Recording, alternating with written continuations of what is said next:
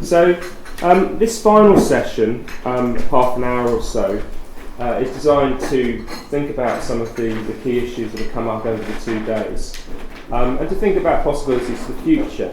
This is the final of the workshop of the 3 from the network.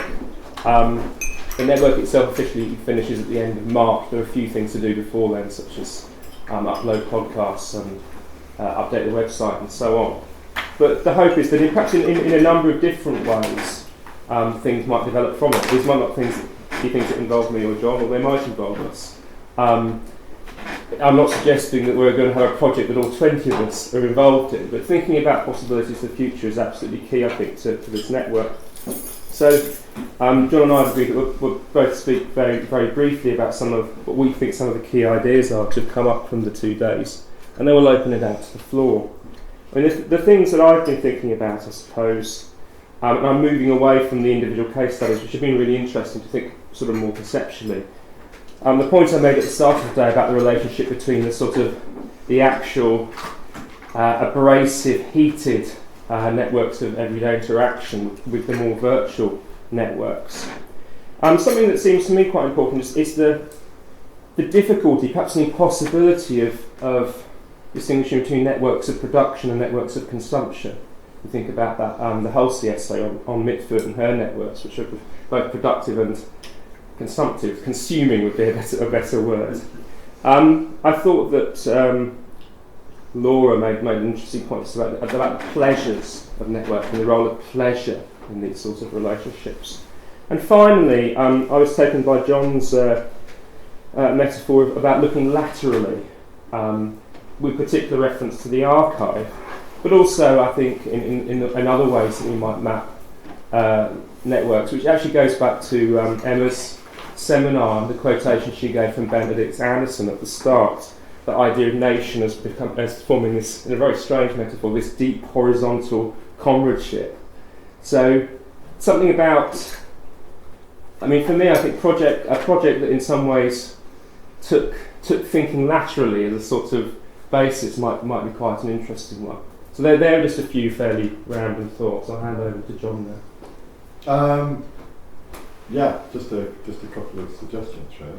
I suppose one of the things that's occupying my mind is something that came out of Jenny's paper yesterday, when she had that fantastic quotation about sparkling, and about the difference, if you like, between politeness and the energy, the combustible energy that people coming together in groups, which is an analogy that was there in David's paper yesterday. When people come together in groups, they're wanting to have that dangerous, or something of that dangerous energy of the sparkle, but they're coming together in relatively organised groups is itself likely to be an act that induces order and therefore politeness. So in some ways that tension between politeness and sparkle, or as David put it, between polish and sparkle, which sounds like a bad advert for cleaning fluids, the conflict between polish and sparkle. It seems to me to be a really interesting one within this period, particularly for the late 18th century perhaps. And I think just listening to John's paper this afternoon, there's something in that as well, in what he's championing, I think, in terms of that creative liberty to choose between non-standard versions of the language or dialect and standard versions of the language. That actually you can, what John would like is that you can move freely. These people are self-determining, moving freely and creatively between versions of the language that might be seen by the establishment as either unpolished or dangerously sparkling, if you like. So I think that there's something in organisation and community, in its capacity to want to generate creativity, that also has that kind of dangerous capacity, also counterproductive capacity to snuff it out. And it seems to me that's a kind of tension that we can find in a number of the activities a number of the forms of representational discourses that we've been looking at across the last few days. I mean, the one I'm trying to come to terms with also from today is travel. And I suppose what's occupying my mind with travel is the degree to which it challenges certain notions of community. What we've got are groups of people rehearsing or replaying itineraries that are becoming established. So we've got this inscribing, this repetitional inscribing of the landscape with the aid of other mediating forces such as alcohol, kind of whiskey, or indeed the guidebook or a memory of the picture, that it's being remediated through forms of culture. And it's a question of whether, to what extent that constitutes, or going to the other way, whether that constitutes becoming part of a community as such, or a network that's part of a leisurely discourse of consumption. Is that the same thing as a community? Or does that stretch the idea of being one of that number on a tour, as it were? Does that stretch the idea of community into something else, that we've got to come up with some different notion of a group of people who are not even in the same temporality, but maybe years after each other, retreading those steps, which is another version of what John was talking about by using community in a way in which within the canon we more usually think of as tradition. So whether those retracing of steps constitute community simply because of number, or are we looking at community as having to involve certain shared temporalities and spaces that are simultaneous rather than repetitional? So that might challenge notions that we might have, concepts of network or community. And I'm going to shut up now. Okay. Anyway, just like that, basically I'm just kind of thinking aloud, and there are two of the things that have been occupying me in terms of ways in which we might grapple with the headline statement of creativity and community. I suppose I'm also saying by implication, I think, again, mostly what we've heard, I think, and what we've shared, I suppose I would dare to say we've made quite a lot of assumptions about creativity.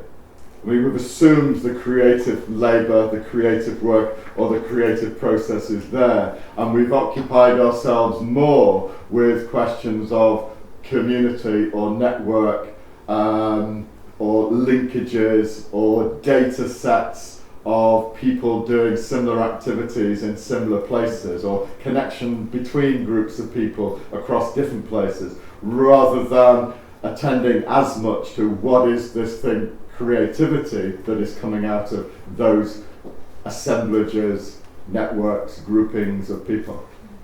I will shut up now. Thanks. Okay, so over to you. I guess I might just finish in. I guess to follow up on that, I guess the terms that have come to my mind as a way of linking things we've been talking about are proximity and distance. So it works well if you think about connections between virtual networks that we talked about and actual geographical networks, between networks themselves and obviously within networks. But also it seems to me that you could think about creativity in those terms as well. You were talking about repetition. The production of a text or a performance, how close or distant it is from other productions within the network or from within other networks. Maybe that would be a way of throwing a little bit more, or allowing one of the terms to shed light on the other and vice versa.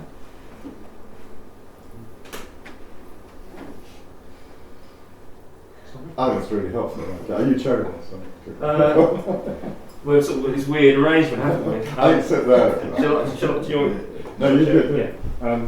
What do you want to? I think let some more people speak, but I thought that was... Well, should we get a few ideas on the floor maybe? So I think Simon's next, and then we'll go to you, David. Okay, Simon, David, and Georgine. I've been thinking about the relationship between imagined networks, as in John's Pittman's Social Neat, and the Noctes Ambrosianae, and Robert Bloomfield's Mayday with the Muses, which is a poem about a community that get together to pay their rent through poetry rather than with money. The relationship between these imagined communities and real or imagined networks and real networks, is there any kind of dynamic going on between imagined networks and real networks? Do they kind of feed off each other or inform each other, or what is the dynamic there? I'm not quite sure what it is. Which might have an interesting relationship to proximity and distance, I think. So we'll sort of add that in, David. I kind of think over the 2 days, that we are in search of a theory. We've got lots and lots of case histories which kind of overlap in some ways. So probably, I don't know what you want to do next, but there might be some level at which, even if it's in an introductory way, you might want to work out a theory of what happens, of what you're doing. The theatrical one that I've outlined does have these very distinctive nodes because of the built spaces where the theatres are, where you get every performance is a new performance. Remember,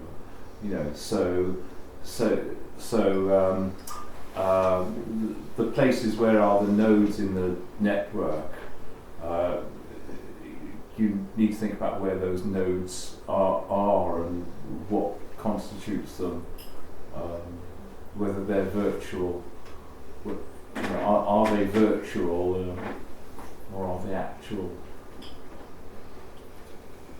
I've got this kind of image, I don't know whether somebody's already done this, but as sort of an artefact, or it could be done on the web obviously, but a kind of layer of maps, and they're all the British Isles, the islands, and on the maps are towns, like Manchester or Newcastle, but also, other sorts of nodes. And if you had a kind of tracing thing where you could kind of see, underneath one layer to the next, and you could combine them in different ways.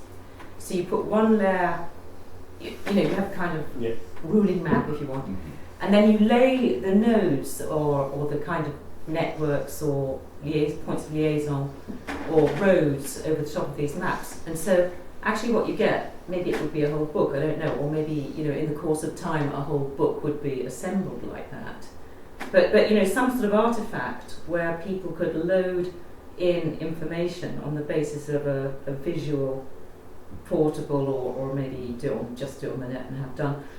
But I think that would be very useful, because then you would be able to see how the nodes or the roads change, and you might do it year by year, or you might be able to unite a few concepts, working class poetry with labouring class poetry with, I don't know, Tea Party coteries or whatever it is, So you could maybe think of something like that. That was uncannily like the discussion we came up with at Leeds, wasn't it? It was taking time and space and putting data sets in to see where those points came together. You're describing a history pin resource.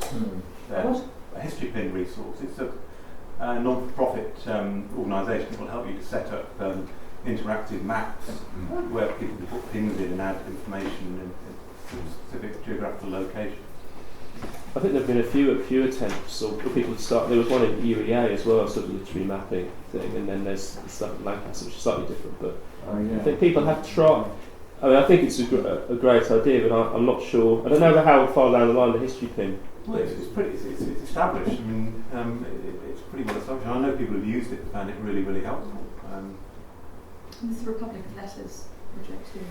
Yeah, we could talk about that later. Is that the Stanford one, or is that the Stanford, and also is it the centre in Oxford as well? Yeah. Whatever Voltaire. Yeah. The conceptual piece you want to put into place is the distinction between ordinal points and cardinal points. Ordinal points are points of pressure, like a weather map, where you might get different sorts of things which make weather, which are winds and temperatures and rainfall and everything like that. Now we have no problem in being able to put all those things together, all those kind of diverse forces, because I think a lot of them will turn out to be different measures of the urban. You know, they're going to be in different urban places, and so where you get more of those coteries, or theatres or publishers, those will be your kind of ordinal points, and which will help you to work out why they are ordinal points. Do you want to come? Yeah, I was just sort of thinking about these communities, and I suppose to state the obvious is that there is always a focus. There is something on which the community focuses around. Whether the people sometimes there is correspondence between the people, sometimes there isn't, like the farm and street. They're not necessarily a communication, but there is a thing in common or a focus. And I've just been sort of trying to have a go at making a little list of these, and there could be a community around an event.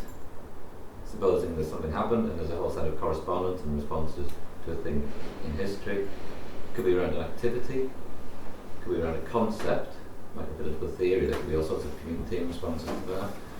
It could be a community around a particular person, or it could be a concept, a community around an object. And I'm just sort of thinking, back to the old idea about the Battle of Waterloo, for example. There would be a community of people who went to the place, who wrote about the place. They may never have met each other, but there is a community of people who respond to Waterloo. So on our kind of layered maps, we've got all these different focus points. So it's not just a physical map, it's a time, time map and a concept map. For example, I thought that the talk on the watercourse was very helpful here. There's a whole mapping of influencing and influencing. So-and-so with the people of so-and-so with the people of so-and-so, professional artists, amateur artists. That would be a fantastic mapping to do. I mean, one of the things that kind of mapping would help with is, as I say, is those overlaps. What you can produce. But one of the things that's underscoring that is also mobility, isn't it? As in the Cotman example, where someone, even though in that case it's an individual, is on the move and taking something which actually won't fit, from London to Norwich. I think that was a really interesting example of that. But mobility is the other thing that you'd want. You want time and space, but mobility is a slightly different thing to mapping time and space. So a timeline and a map, but you'd also want what's going on by way of what's circulating between those two as well.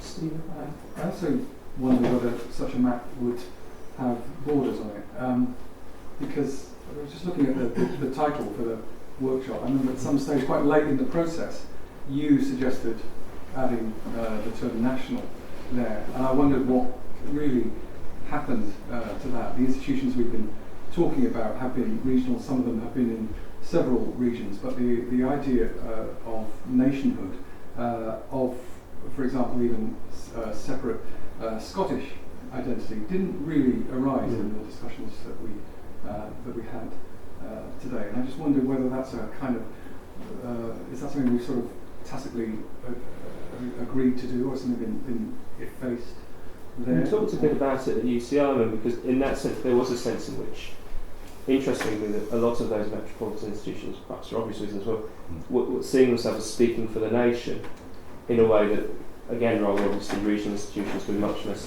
likely to do it, but they might do in certain ways. So I can't remember why I put it in now. There was a logic to it, but I don't think it's. I think. Yeah, it might have been pure self-indulgence on my part, but.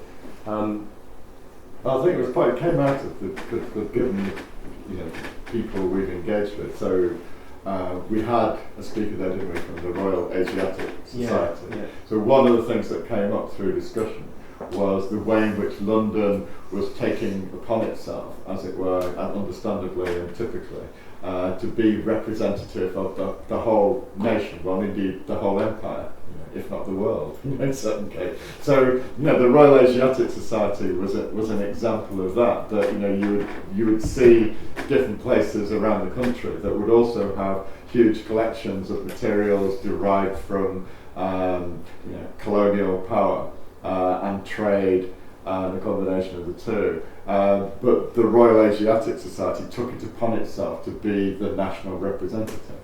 So that, I think, got, if I'm speaking on behalf of you, but that then got you into a debate, didn't it, about whether what we needed was a sense of how that operated in terms of regional networks.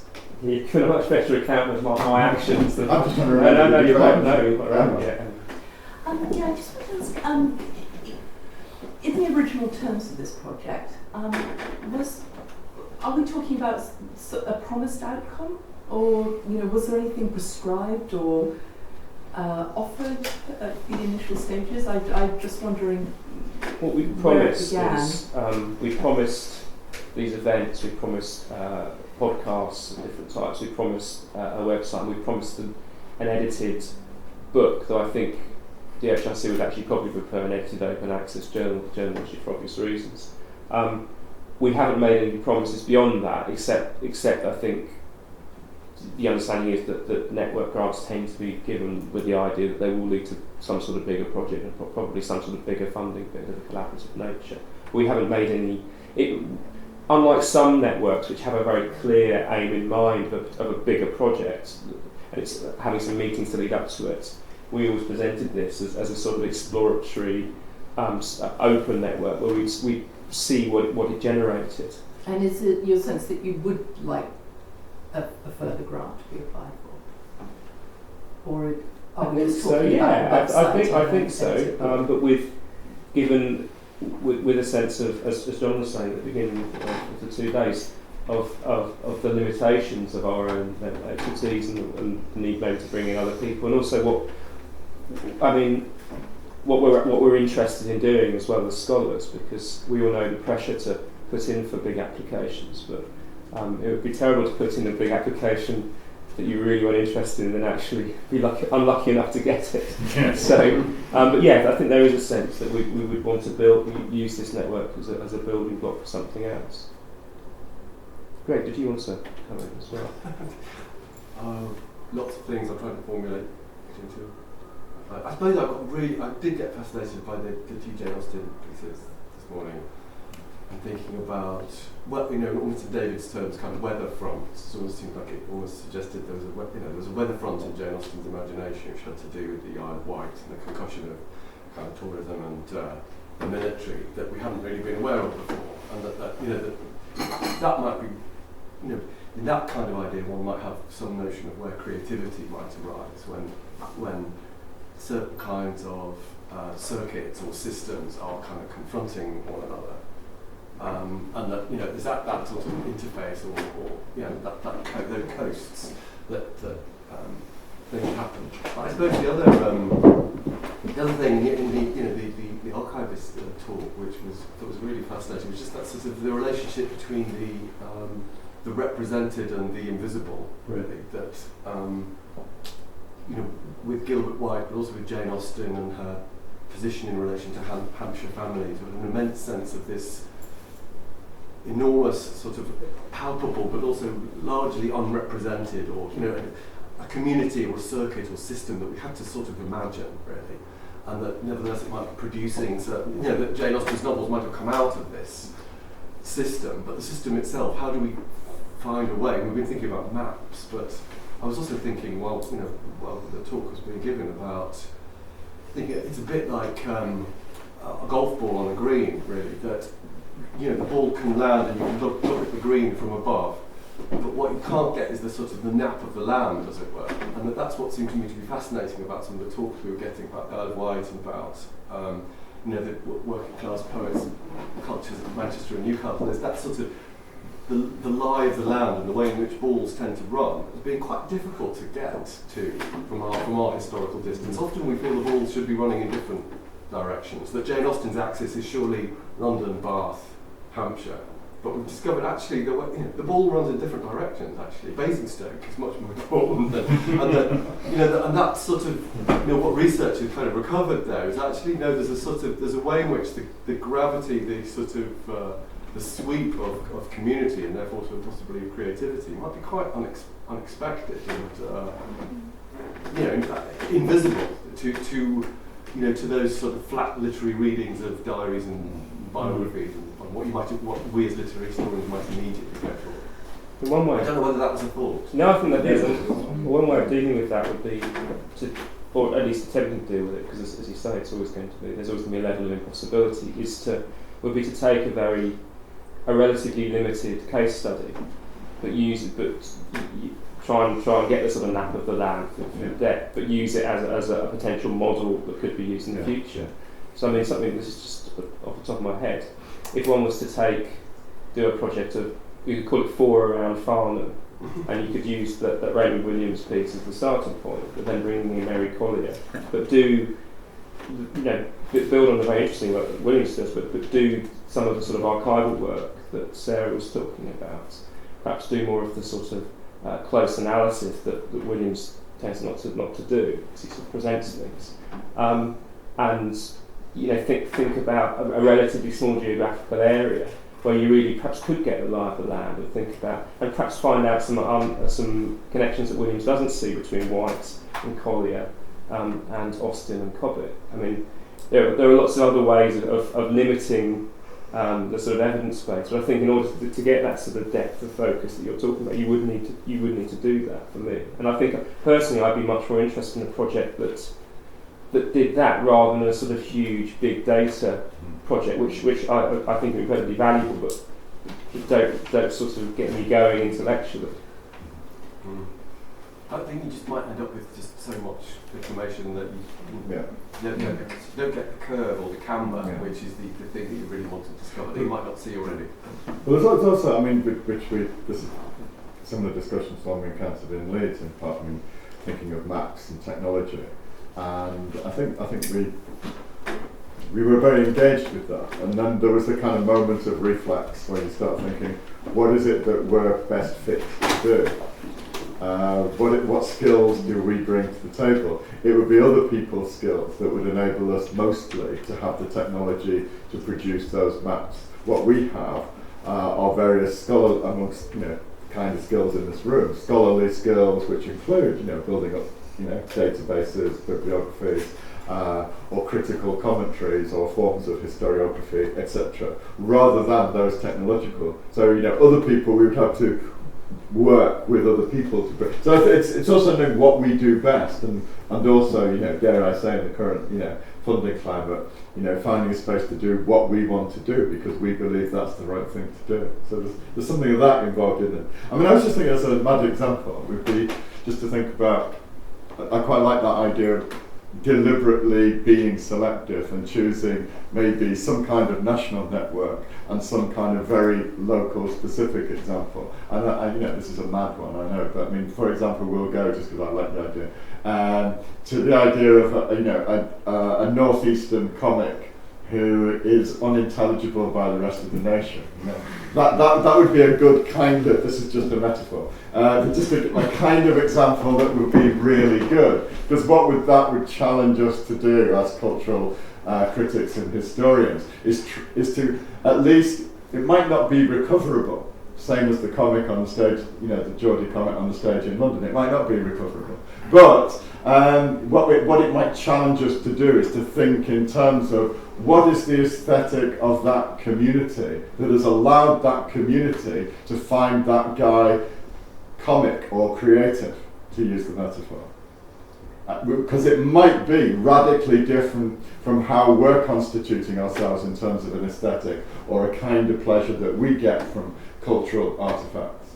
So I think it seems to me that, which is a version of what John is doing with labouring class poets in a way. It's about that challenge of a radical difference of pleasure and aesthetic appreciation. So I mean, posing those against each other as selective representative examples might be the right thing to do, as long as they also capture that representation in terms of national and doggedly recalcitrantly local as well. That might be good to go at. So you can. I was just simply going to say that in terms of a case study could be useful in the sense that you could emphasise the sort of methodological aspect of it. Then it's not that you need to make the research in its content specifically relevant to scholars across the world, but that what you'd be demonstrating is the power of an approach. Yeah, exactly.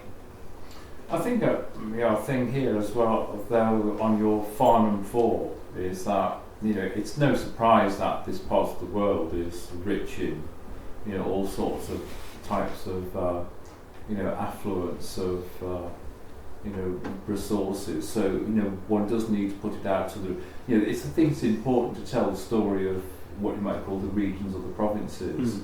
About their role in order to take the history back to those, because I suspect that might affect the grant success. Yeah. Well, you could I suppose you could have